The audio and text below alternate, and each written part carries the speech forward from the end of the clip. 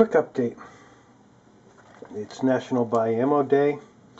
Went out and got basically cleaned out Walmart of its 9mm ammo.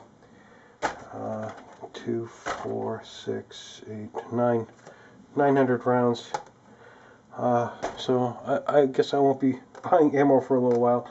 Luckily, right now all I have is a 9mm, so I didn't have to run them out of stock on anything else at the same time.